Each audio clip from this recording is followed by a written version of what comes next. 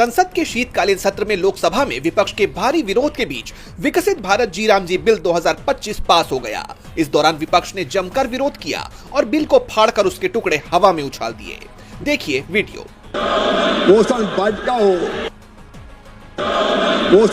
का हो।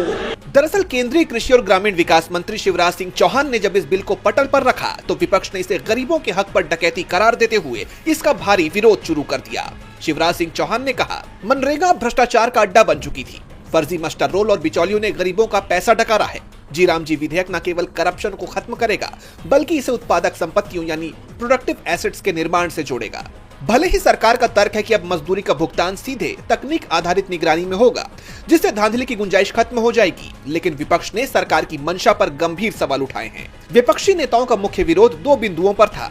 विपक्ष का आरोप है कि महात्मा गांधी का नाम इस योजना से हटाना बीजेपी की प्रतिशोध की राजनीति का एक हिस्सा है। वहीं विपक्षी सांसदों ने तो ये भी दावा किया कि नए प्रावधानों से राज्यों पर वित्तीय भार बढ़ेगा और गरीबों को काम मिलना कठिन हो जाएगा।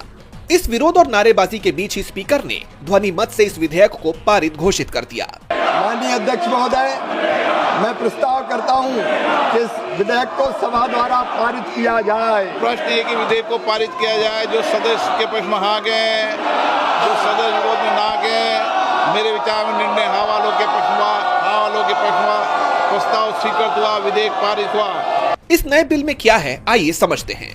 योजना का नाम अब विकसित भारत गारंटी फॉर रोजगार और आजीविका मिशन ग्रामीण होगा। रोजगार की गारंटी को बढ़ाकर 125 दिन करने का प्रावधान है।